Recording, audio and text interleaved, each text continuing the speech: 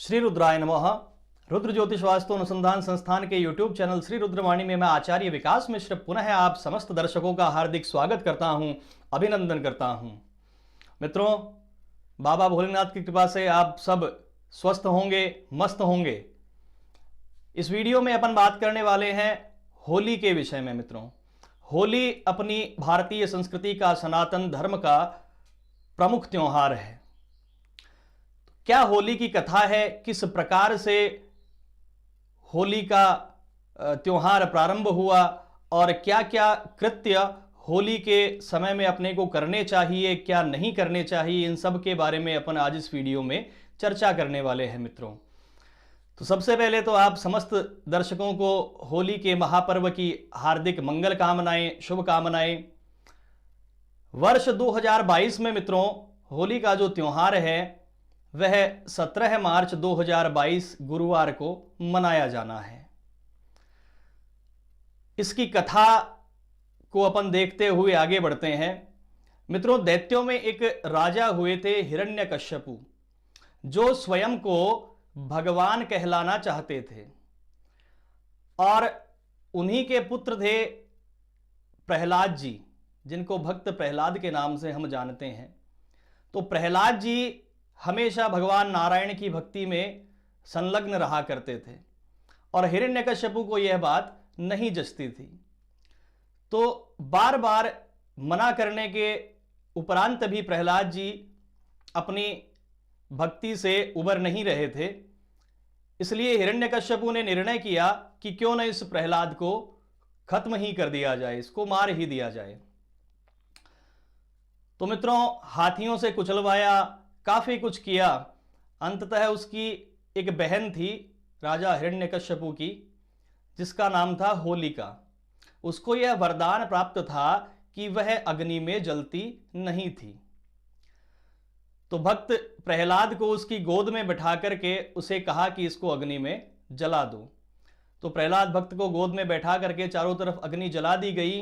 तो देखिए क्या कृपा होती है भगवान की कि होलिका जल जाती है, लेकिन भक्त प्रहलाद जो है वे सुरक्षित रह जाते हैं, उनका कुछ भी नहीं बिगड़ता। तो वह फाल्गुन शुक्ल पक्ष पूर्णिमा का दिन था, जिस दिन होलिका का दहन हुआ था। आज उसी को अपन पर्व के रूप में मनाते आ रहे हैं। इसका तात्पर्य यह है मित्रों कि होलिका दहन से यह तात्पर्य है कि समस्त बुराइयों का दमन हो जाए और अच्छाइयों की विजय सर्वदा हो, यह इसका आशय है। अब चर्चा करते हैं अपन होलाष्टक की। होली से 8 दिन पूर्व मित्रों होलाष्टक प्रारंभ हो जाता है। अष्टक यानी 8। तो होली से 8 दिन पूर्व से लेकर के होलिका के दिन तक हमें कोई शुभ कार्य नहीं करना चाहिए। यदि कोई माताएं बहनें अपने ससुराल पीहर आदि आती जाती है तो होलाष्टक को टाल करके ही जाएं, या तो होलाष्टक प्रारंभ होने से पहले जाएं या फिर होली वाले दिन अपने गंतव्य पर पहुंचें।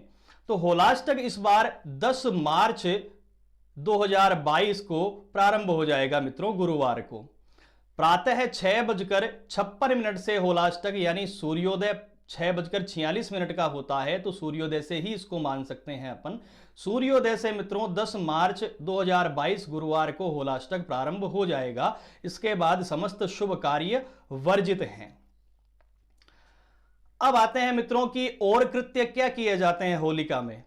तो होलिका में मित्रों मेन जो अहम रोल है वो है भद्रा का। भद्रा के उपरांत होलिका दहन किया जाता है। भद्रा के विषय में भी अपन चर्चा करते हैं कि भद्रा क्या है।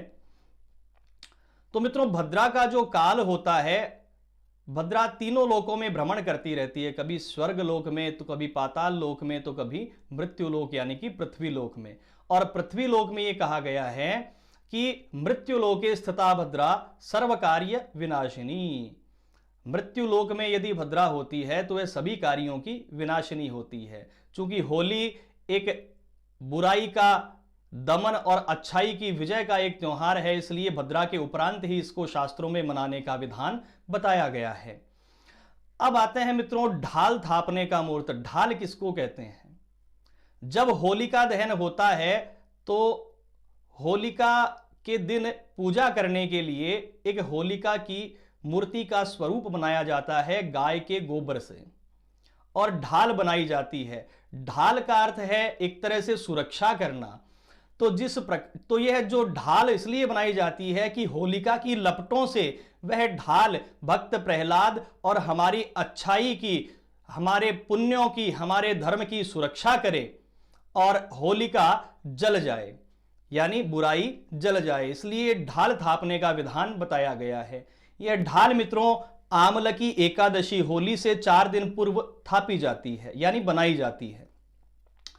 तो इस दिन ढाल थापने का जो मुहूर्त है मित्रों 14 मार्च 2022 सोमवार आमल की एकादशी का है और मध्याह्न 12:05 तक 14 तारीख को भद्रा है मित्रों।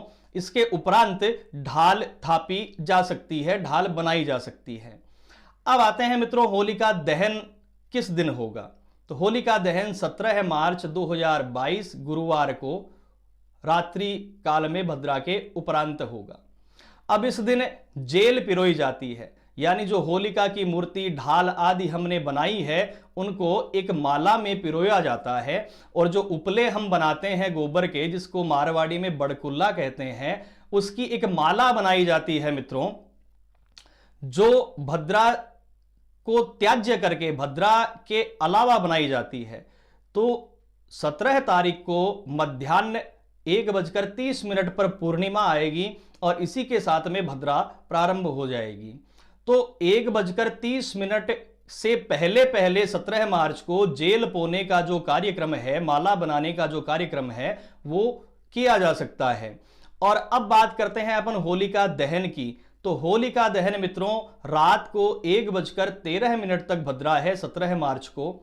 तो 1:13 के पश्चात होलिका दहन का कार्य शास्त्रानुसार संपादित होना शुभ माना गया है। तो ये मित्रों होली की अपन ने सविस्तार इस वीडियो में चर्चा करी। आगामी वीडियो में शीघ्र ही मिलेंगे नए ज्ञान के साथ में। और होली के दूसरे दिन धुलंडी और उसी के साथ में गणगौर का कार्यक्रम प्रारंभ हो जाता है मित्रों। और अभी शुक्रास्त भी चल रहा है। 23 मार्च को शुक्र उदय हो जाएंगे, उसके बाद में सभी शुभ कर्म पुनः प्रारंभ हो जाएंगे मित्रों। तो बाबा भोलेनाथ आप समस्त लोगों की मनोकामनाओं को पूर्ण करें। आशा करता हूं वीडियो अच्छा लगा होगा। वीडियो अच्छा लगा और ज्ञानवर्धन लगे तो इसको लाइक और शेयर जरूर करें मित्रों, जिससे अपनी भावी पीढ़ी को अपनी सनातन संस्कृति का ज्ञान हो पाए और शास्त्रोक्त ज्ञान हो पाए मित्रों। तो शीघ्र ही मिलेंगे नए वीडियो में नए ज्ञान के साथ। अभी के लिए मैं आचार्य विकास मिश्र आप समस्त स्नेही जनों से विदा लेता हूं। श्री रुद्राय नमः।